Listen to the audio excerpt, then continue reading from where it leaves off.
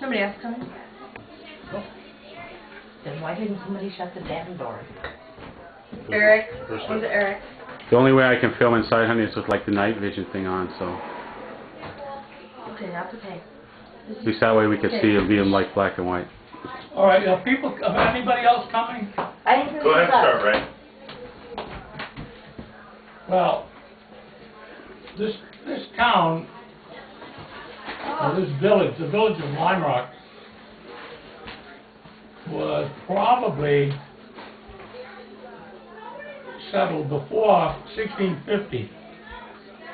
They found limestone here in 1640, and it was the only limestone in New England or the Northeast between the Connecticut River and Bangor, Maine. So it became very important. They used the limestone, they used it for plaster, and they used it for masonry, and they used it for painting, they used it for everything.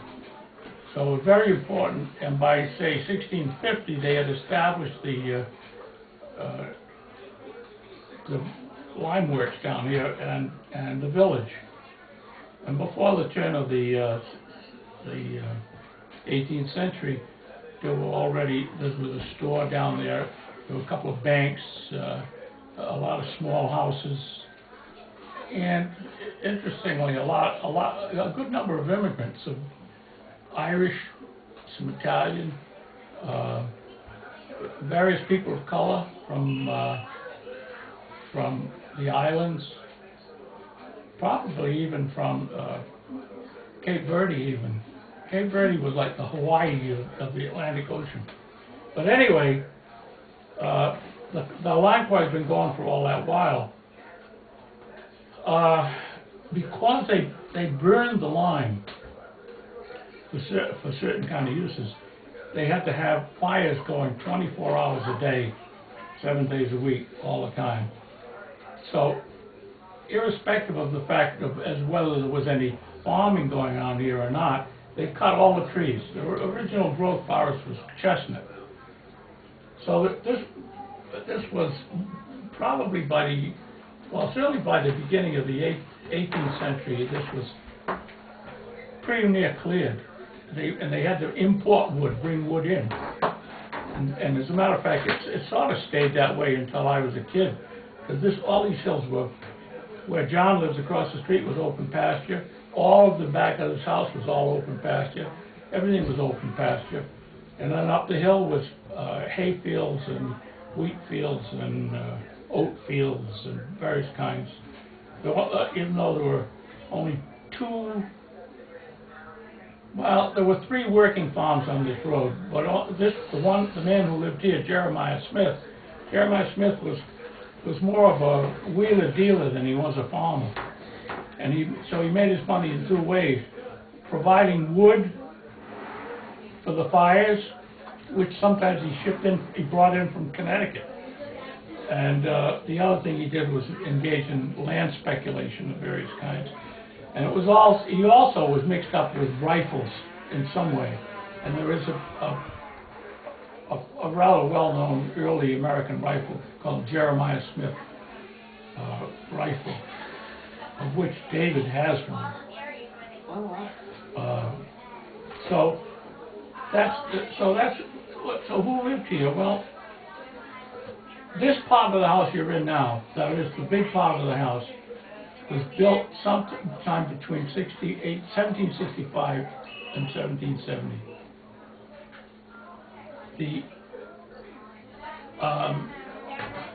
Where the kitchen is was originally one of those small cottages that I told you about. They were what we now call small half capes. And so that was the first thing. That's probably 1720. Just the kitchen. That was a separate house. And this didn't go on until 1760. And the very end of the house, is the newest part of the house, out Victorian. Probably went on in 1880 or something like that. So the house is built in 3 sections. This room we're in now was probably the original kitchen and general room. interesting story about the ceiling in this house.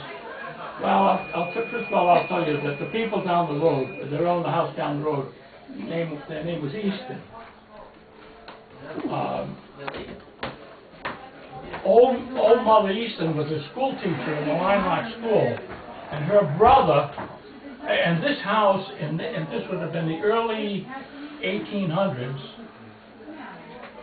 off and on was a tavern, and at times a house of ill repute.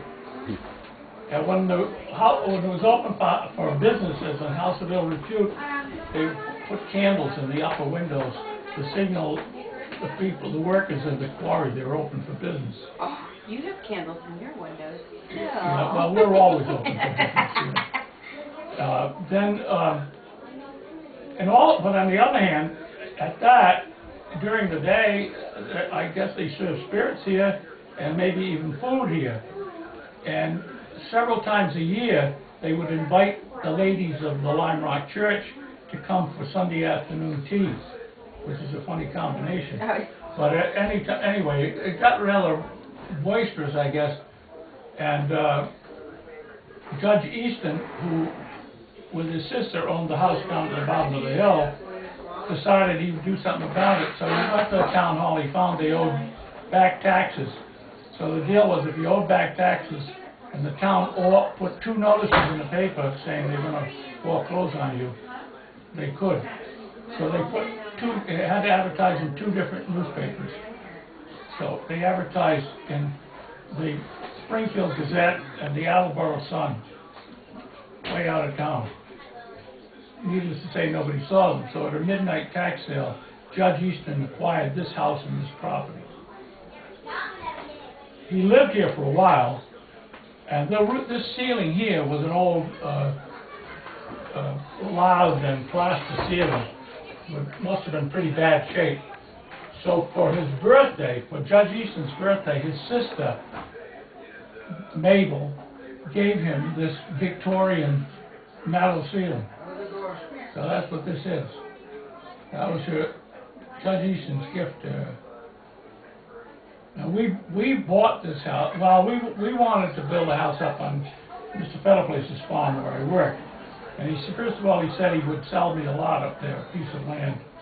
At the last minute, he decided he didn't want to sell a piece of land. He says, but why didn't you ask Judge Easton, maybe you can buy the whole farm? Why was that, Rick? Why didn't he want to sell you a piece? He liked his land. The old Yankees had land, they held out to it. That was Julie that called. Yeah. She's alone. David's off. I don't know what she said. But anyway, we went to see Judge Easton and his wife, who were now, by this time, living in one of those old, very upmarket, old-fashioned houses on Benefit Street on the east side of Providence. We went to see him and we asked her, and she was a sort of a basic Christian lady.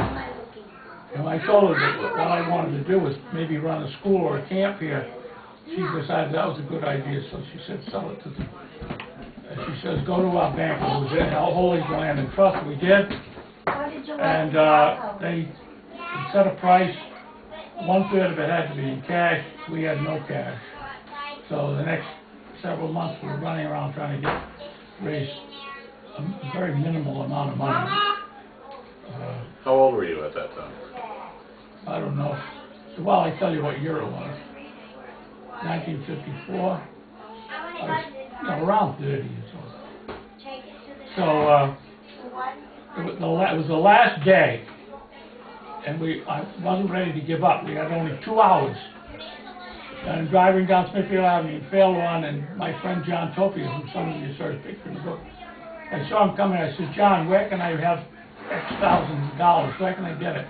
He says, ask my mother. When my father died, he left her quite a bit of money. So we went down to see her, and she says, when do you need it? I said, this afternoon. She says, I can't have it, but you can have it tomorrow at noontime. So I called the bank, and I said, can I have it till tomorrow at noontime? They said, yes. The next day at noontime, we went and got the property. So you'd only been in here for a year when we left then. You hadn't been here for very long. I didn't think we had been in that one, we thought it was, I thought we almost, you left simultaneously with our requirement, but it was a year or so, wasn't it?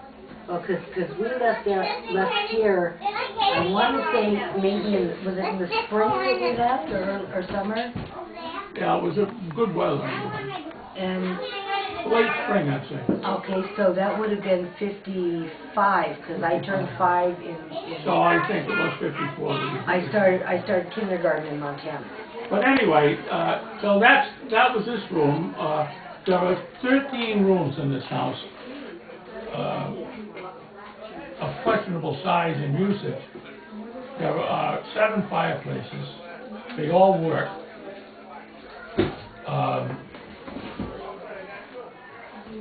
So what else can I tell you about this room before we move? You'll notice there are a good number of pictures by the same artist in this house, Spencer Crooks. That was his younger brother who sang yesterday. And that picture up there of the house was done by Spencer Crooks and was bought by my the people when I was in the department at Rhode Island College. They gave it to us for a retirement party out of there. Am I supposed to take these off now? No, they're doing a tour. That's what we're doing. I know, but Nancy's getting hot dogs and hamburgers. Oh, for Christ's sake! What can't you wait 5 minutes?